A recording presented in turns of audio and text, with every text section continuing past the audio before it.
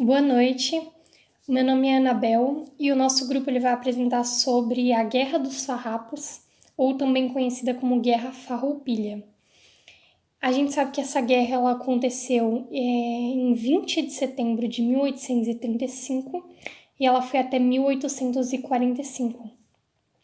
Eu percebi que não é tão difícil você encontrar alguns lugares falando que, na verdade, essa guerra se iniciou no ano de 1836, porém, de acordo com a nossa bibliografia que a gente utilizou, a guerra se iniciou, de fato, em 20 de setembro de 1835. Tanto que essa data, inclusive, até hoje é muito importante para os gaúchos, né, que é conhecida como o Dia do Gaúcho. Então, foram 10 anos de guerra, né, bastante tempo, e foi uma revolução, né, um movimento muito importante.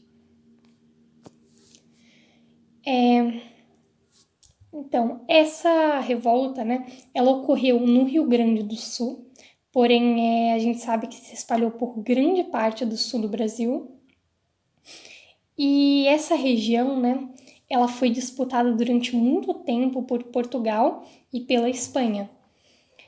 Então, após algumas disputas, né, Portugal acabou conseguindo anexar essa região, porque era uma região bem interessante, né? Portugal tinha interesse tanto no comércio quanto na importância militar desse lugar.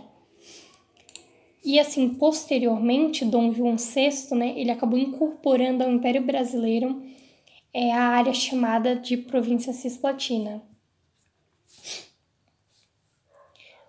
Aqui nesse slide a gente pode ver um mapa bem interessante sobre a região. E aí tem alguns pontos que são importantes, né? Por exemplo, Porto Alegre. Inclusive, uma curiosidade, né, que até hoje existe um parque na região de Porto Alegre chamado de Parque Farroupilha ou Parque da Redenção, né? Que parece um lugar bem interessante. Aí também vale a gente observar o Rio da Prata, né? Que tá aqui um pouquinho mais para baixo, próximo do Uruguai. E o Paraguai também, né? Que foram regiões que tiveram bastante contato durante esse movimento. Então, assim, sobre os grupos, né? Aqui tá escrito estancieiras, criadores de gado e charqueadores. Então, assim, a região do Rio Grande do Sul, ela fazia fronteira tanto com o Uruguai quanto a província cisplatina. E nessa região, né, do Rio Grande do Sul, tinha esses estancieiros, os criadores de gado e os charqueadores. E eles possuíam relações de casamento também, né, com as famílias uruguaias. E por conta disso, eles tinham posses de terra aqui no Brasil e lá também. Então, a gente pode ver que foi um movimento, por exemplo, assim como a Inconfidência Mineira, a Guerra dos Farrapos ela foi um movimento de camadas da elite da sociedade mesmo. Então, assim, aqui a gente fala, né, na economia, seus principais produtos eram o charque e o couro, altamente tributados. E realmente o charque, ele, para quem não sabe, é como se fosse um tipo de carne seca que era a base da alimentação dos escravos de todo o Brasil. Então, por isso que a gente fala que foi um comércio voltado para o mercado interno, porque realmente era muito importante. O Brasil todo, né, os escravos de todo o Brasil consumiam charque, então era muito importante. Agora, falando um pouco sobre as causas do conflito, os motivos que levaram à Revolução foram muitos, né? Não foi só um. Por exemplo, houve o Ato Institucional de 1834, que foi meio que uma revisão da Constituição de 1824. E nesse ato institucional, eles observaram, né, as necessidades do momento e acabou que realmente algumas províncias, principalmente a província gaúcha, ela acabou recebendo um pouco mais de autonomia. Então é que a gente vê, né, que os motivos que levaram à Revolução foram a insatisfação da concentração de poder na corte e a questão da permissão de autonomia às províncias, a qual os gaúchos já haviam desfrutado no passado. Então sempre houve, né, essa questão de querer mais autonomia. E aí a província do Rio Grande do Sul acreditava que, apesar da importante contribuição deles para a economia brasileira, eles eram explorados por cobranças abusivas de impostos e taxas.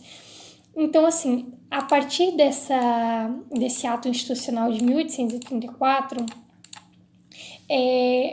acabou proporcionando pelo menos um pouco mais de autonomia mesmo para as províncias. Porém, então a gente pode ver que esse não foi o único fator. Também havia os impostos abusivos, por exemplo, na questão do próprio charque, que era comercializado por todo o Brasil, e houve um momento em que, por exemplo, saía mais barato trazer o charque de Uruguai, trazer algumas mercadorias do Uruguai, do que do próprio Brasil, porque eles não cobravam, não havia taxação, entendeu, dessa vinda do Uruguai. Mas dentro do Brasil havia muitos impostos. Então tinha esse fator e também a criação da Guarda Nacional. Porque, por exemplo, os farroupilhos, eles eram um grupo elitizado e eles possuíam exércitos particulares, então para eles não havia necessidade nenhuma da Guarda Nacional. E agora falando um pouquinho sobre o termo farrapos, ele significa maltrapilha, gente mal vestida, roupas usadas pelas camadas mais pobres. Mas também tem um evento que dizem que Cipriano Barata, né, que foi um combatente da independência do Brasil, ele se vestia, esse termo também foi baseado nas vestes que ele utilizou por um passeio que ele deu nas ruas de Lisboa. Então, aqui agora, quem vai falar sobre os principais líderes é o nosso colega Lucas, e eu vou passar aqui para ele. Bento Gonçalves foi o principal comandante militar, maçom e liberal responsável pela Guerra dos Farrapos.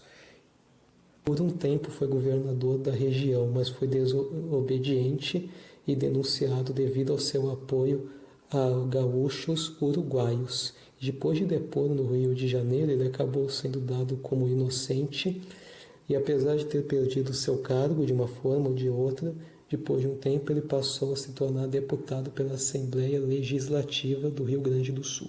Até que no dia 20 de setembro ele acabou orquestrando o golpe militar que veio a tornar o lugar uma república independente, dando assim princípio a uma guerra. Porém, por desgosto, ele acabou sendo preso em 36 junto de Pedro Boticário, o qual não conseguiu fugir da prisão com ele, pois era muito gordo para passar pela janela. Os maçons acabaram ajudando a escapar, trazendo um barco, o qual ele foi nadando até ele. De volta ao exército, Gonçalves voltou a comandar a guerra por um certo tempo, pois ele acabou renunciando em 43 ao seu cargo e deu lugar a José Gomes, que na entrada do exército foi David Camamburco. Até que um outro revolucionário, conhecido como Onofre Pires, o qual tinha lutado contra a Espanha na Guerra das Artigas e também na Cisplatina, e ficava o acusando constantemente de corrupção, até que certo dia Bento o desafiou para um duelo de tanto desgosto e acabou dando um ferimento na garganta, que acabou o matando. Bento também tentou negociar a paz com Caxias, que foi negado. Um outro participante que teve destaque foi o marinheiro italiano Garibaldi, o qual liderou as camisetas vermelhas, ideia que falhou. Gonçalves acabou falecendo alguns anos depois de pluresia, já afastado há 2 anos da vida militar e pública devido aos seus opositores que passaram a não gostar mais tanto dele, devido aos seus antecedentes e tempo perdido.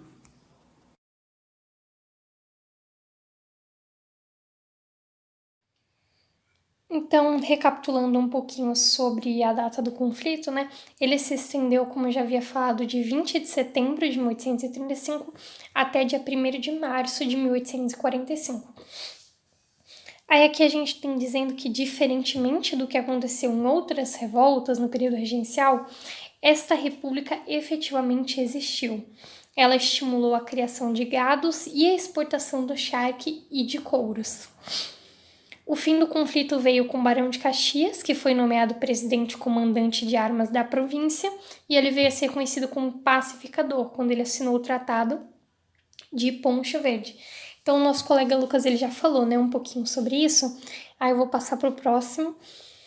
Então, assim, a respeito da discussão sobre o caráter separatista da revolta, a gente sabe que alguns historiadores eles comentam porque não se sabe exatamente se desde o início da revolta eles já queriam se separar do Brasil. O que a gente sabe é que eles sempre quiseram autonomia. Inclusive, durante algum tempo, eles conseguiram criar uma província totalmente autônoma, né, separada, chamada de República Piratini ou República Rio-Grandense, que era uma província autônoma, né, só deles. E assim, vale ressaltar que nunca houve, né, de fato, o intuito de abolir a escravidão durante esse período, e também que o governo, durante todos esses 10 anos, eles lutavam contra a revolta, inclusive a maioria foram batalhas de cavalaria. Então eles tentavam combater, eles sabiam que estava sendo gasto muito recurso e etc. Porém, durante esse tempo eles também ofereciam muitos acordos com a província do Rio Grande do Sul. E o medo de perder essa região, eles tomavam, né, muito cuidado por saber que estavam lidando com a elite da sociedade, e também eles tinham medo, né, de perder essa região do Rio Grande do Sul, que é até hoje extremamente importante para o Brasil. E vale ressaltar que a guerra, ela acabou, diferente de todas as outras revoltas do período regencial. Essa foi a única guerra, a única revolta que terminou de fato com o perdão dos revoltosos, com a anistia e com a incorporação da província de Piratini ao Brasil de novo.